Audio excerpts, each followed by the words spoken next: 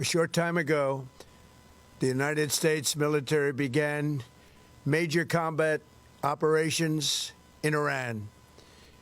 Our objective is to defend the American people by eliminating imminent threats from the Iranian regime, a vicious group of very hard, terrible people. Its menacing activities directly endanger the United States, our troops, our bases overseas, and our allies throughout the world. For 47 years, the Iranian regime has chanted death to America and waged an unending campaign of bloodshed and mass murder, targeting the United States, our troops, and the innocent people in many, many countries.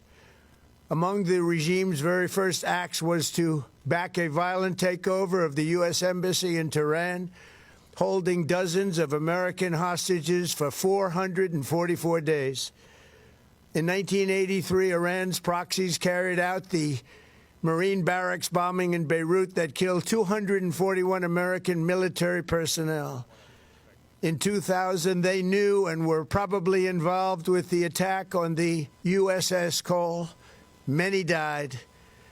Iranian forces killed and maimed hundreds of American service members in Iraq. The regime's proxies have continued to launch countless attacks against American forces stationed in the Middle East in recent years, as well as U.S. naval and commercial vessels in international shipping lanes.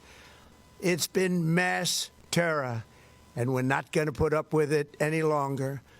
From Lebanon to Yemen and Syria to Iraq, the regime has armed, trained, and funded terrorist militias that have soaked the earth with blood and guts. And it was Iran's proxy, Hamas, that launched the monstrous October 7th attacks on Israel, slaughtering more than 1,000 innocent people, including 46 Americans, while taking 12 of our citizens hostage. It was brutal, something like the world has never seen before. Iran is the world's #1 state sponsor of terror and just recently killed tens of thousands of its own citizens on the street as they protested. It has always been the policy of the United States, in particular my administration, that this terrorist regime can never have a nuclear weapon. I'll say it again, they can never have a nuclear weapon. That is why in Operation Midnight Hammer last June, we obliterated the regime's nuclear program at Fordow, Natanz, and Isfahan. After that attack, we warned them never to resume their malicious pursuit of nuclear weapons, and we sought repeatedly to make a deal. We tried. They wanted to do it. They didn't want to do it. Again, they wanted to do it. They didn't want to do it. They didn't know what was happening. They just wanted to practice evil. But Iran refused, just as it has for decades and decades. They've rejected every opportunity to renounce their nuclear ambitions, and we can't take it anymore. Instead, they attempted to rebuild their nuclear program and to continue developing long-range missiles that can now threaten our very good friends and allies in Europe, our troops stationed overseas, and could soon reach the American homeland. Just imagine how emboldened this regime would be if they ever had and actually were armed with nuclear weapons as a means to deliver their message. For these reasons, the United States military is undertaking a massive and ongoing operation to prevent this very wicked, radical dictatorship from threatening America and our core national security interests. We are going to destroy their missiles and raise their missile industry to the ground. It will be totally, again, obliterated.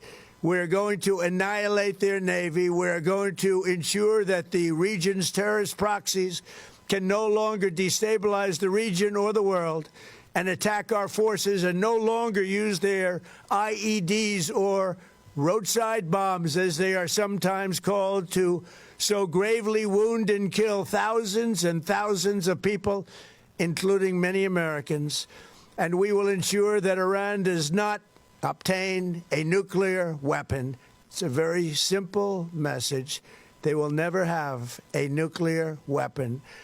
This regime will soon learn that no one should challenge the strength and might of the United States Armed Forces. I built and rebuilt our military in my first administration, and there is no military on earth even close to its power, strength, or sophistication. My administration has taken every possible step to minimize the risk to U.S. personnel in the region. Even so, and I do not make this statement lightly, the Iranian regime seeks to kill. The lives of courageous American heroes may be lost, and we may have casualties. That often happens in war. But we're doing this not for now. We're doing this for the future, and it is a noble mission. We pray for every service member as they selflessly risk their lives to ensure that Americans and our children will never be threatened by a nuclear-armed Iran. We ask God to protect all of our heroes in harm's way, and we trust that, with his help, the men and women of the armed forces will prevail. We have the greatest in the world, and they will prevail. To the members of the Islamic Revolutionary Guard, the armed forces, and all of the police, I say tonight that you must lay down your weapons and have complete immunity, or, in the alternative, face certain death. So, lay down your arms. You will be treated fairly with total immunity, or you will face certain death. Finally, to the great, proud people of Iran, I say tonight that the hour of your freedom is at hand. Stay sheltered. Don't leave your home. It's very dangerous outside. Bombs will be dropping everywhere. When we are finished, take over your government. It will be yours to take. This will be probably your only chance for generations. For many years, you have asked for America's help, but you never got it.